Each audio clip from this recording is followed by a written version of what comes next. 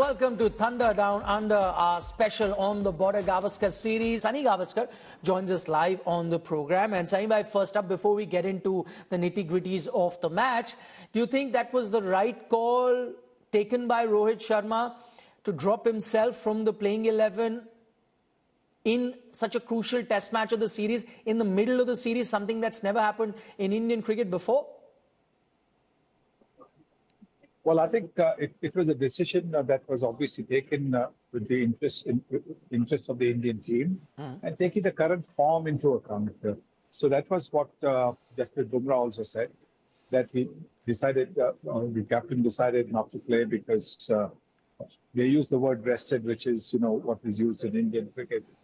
But opting out was mainly because not just the last two test matches that he's played, but also because of what has happened in the earlier matches against New Zealand, where he wasn't scoring runs. So I think that's one of the reasons, the main reasons why he opted to leave himself out of the team.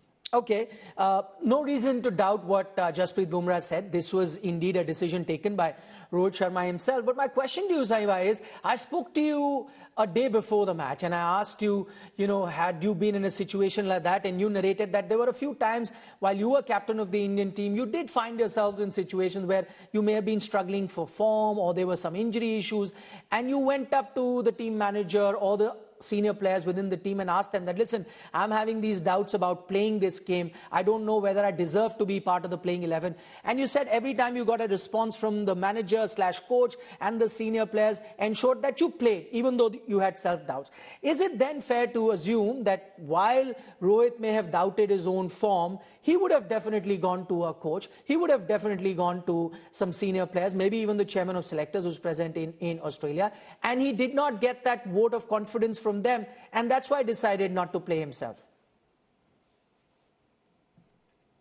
I don't know. I mean, this is a question that I really can't answer because every individual is different. Every individual, will have his own way of dealing with situations. So really, this is something that we're talking about more than a generation gap as well in the kind of thinking that goes along. So. This is difficult for me to answer. I think this is a question best answered by the names that you've taken. Okay, fair point. This question needs to be answered by the other parties involved. But I'll ask you the similar question in a different way. If you were the current coach of the Indian team, and I'm just talking about this specific scenario, the form that Rohit Sharma comes with at the moment, not great as you had mentioned too. And Rohit Sharma approaches you on the eve of this Sydney test match. You are the coach and says that, listen, I'm having doubts and I think I best sit out for the balance of the team. What would be your advice to a current Rohit Sharma? But again, I would ask him to come back to me the next day. I would ask him to sleep over it and come back to me the next day. Because at the end of the day, the team is the captain's team. And so the captain has to decide what's the best combination. And if the captain decides that the best combination can be without him, then you let the captain take that call. Okay, what do you think is the long-term outlook, Sahib? What do you think the future holds for Rohit Sharma, the test cricketer?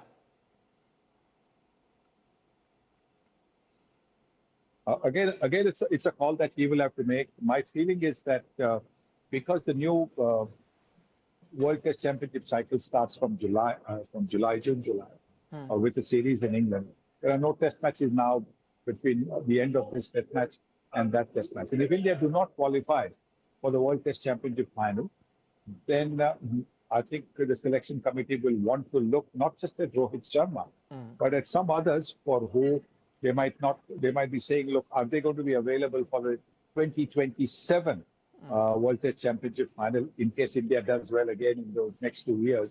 So that will be the Indian selection committee's thinking, or that should be the Indian selection committee's thinking. And so I think maybe Rohit Sharma, being 38 years old, might not be fitting into their plans because he'll be 40 years there. Okay, fair point, Saimai, as you mentioned, very valid at that.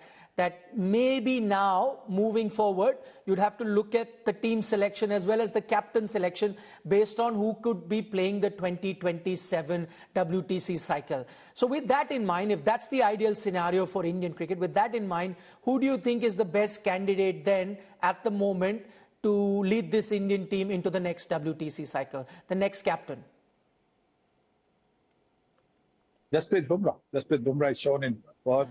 Jasprit Bumrah, he's got this opportunity to show here again in this Test match what he's made of as a captain, and he would be the next best option. Well, that's right, Sahiba. Now, that's a call that the Indian team management will have to take after the series. At the moment, the Indian team has a series to play, a crucial test match to play. And we, of course, are talking about the fifth and final test match in Sydney. Sahiba, 185 is what the Indian team has managed. You have had a look at the pitch. We've seen there's a lot of seam movement, some up and down bounce too. Keeping that in mind, where do you think the Indian team is? Below par with 185? Or do you think it's a par total? Or can India think of the unthinkable like they did in Perth and take a first innings lead? Where do you think the Indian team stands after day one? Well, I think the last couple of wickets who added, I think, 30-odd runs, they have done a wonderful job for India, because anything under 150, you could have said on this surface was well below par. Even 185 is actually well below par. When you opt to bat first on a pitch which you know is going to present some difficulties, then you're looking at a score of maybe about 240 to 260 or thereabouts. If you get more, then you're pretty happy with yourself. But I think 185 is probably a little bit below par. But the way this pitch has behaved, and tomorrow again, hopefully there'll be overcast conditions. Then I think we could actually be in a situation where we can really give Australia a run for their money. What did you make of, Sahiba, the decision at the toss, winning the toss and deciding to bat first on a green top pitch as well as overcast conditions? Well, it was a tough call. It was a tough call. It was a courageous call. I think it was a call taken similar to what happened in Perth. Perth also, the pitch had a fair bit of grass. Perth, we always know, have a lot of bounce. So clearly, I think at that stage to bat first was a tough call. India justified it by, despite being dismissed for 150, dismissing Australia for 104. And then in the second innings, piling up almost 500 and eventually winning by 295 runs. So yes, I think if you take that into account and the reputation of the Sydney pitch, despite what the current pitch is, the Sydney pitches always have given a little bit of help to the spinners. So that is the reason why this call was taken. And, it was a struggle throughout, as you would have seen, that the pitch was doing something. So maybe if the pitch eases up and like what happened in Perth, India bat really well in the second innings, then for Australia to chase even 200 in the fourth innings might not be easy. What did you make of India's batting performance as a whole, Sahiba? And this is a discussion we had earlier where you had mentioned that, maybe it's time to look at the position of a lot of players. And, going forward, we may have to have a fresh bunch of players in the new WTC cycle. But are there youngsters in the team? Because a lot of youngsters are also part of this 11. Are they pushing the senior players enough? Because once they do, only then can you have a successful transition. Not all youngsters have got an opportunity. There's one youngster, British Kumar Reddy. I know the last couple of innings he hasn't done well. But I think we have seen that, some of the youngsters certainly have done justice to their talent. And we'll be looking forward to more opportunities in the future. One of the senior players that I'm referring to, of course, is Virat Kohli. 9 innings now and identical dismissals in those 9 innings. For Australia, would you say he's now turned into a walking wicket? Because they have this one plan, bowl outside that off-stump channel, and you will get his wicket. Yeah, it's working. It's working. So they're sticking to their plan. And they're getting the rewards. So why would they change it if it is working for them and it's not working for you? Then you look at different plans. So for the Australians, it's working very well, and that's what will happen. Okay. Okay, fair point. As you said, it's working for Australia. Why fix something that's not broken? That plan is working for Australia. Every innings he's getting out in a similar fashion. But what about Virat Kohli? Shouldn't he be looking to change plans? I mean, if you get out in different ways, it's another matter. Newer things are happening, so it's tough for you to keep a track of where you're really faltering. Here is this one way he's getting out. Shouldn't Virat then be looking to change his plans? All great players, make the adjustments that is required to be able to score runs. So all great players will look at, what they should be doing, what they should not be doing, and then they'll be looking, therefore, to eliminate errors as much as possible and try and get into a situation, into a zone where they can play at their best with whatever deliveries are coming, which way, on the off stump, leg stump, whatever it is. So I think great players will find their way. Hopefully, in the final innings, Kohli will be able to find that way. What did you make of that towards the end of the day's play, these verbals that happened between young 19-year-old Constas and the rest of the Indian team? And my question to you is, have the Indian team allowed a 19-year-old greenhorn to occupy as much space in their minds as he should have or he deserves? Maybe the Indian team's focusing on him much more than they should be? It's not that what happens is when somebody, it's not the batting thing. It's when somebody on the field is doing things, you tend to sort of get at him. If you recall that when there was a young Kohli who was as, upfront with the opposition, everybody in the opposition was trying to sort of, maybe not put him down and try and get his wicket, try and, shut him out.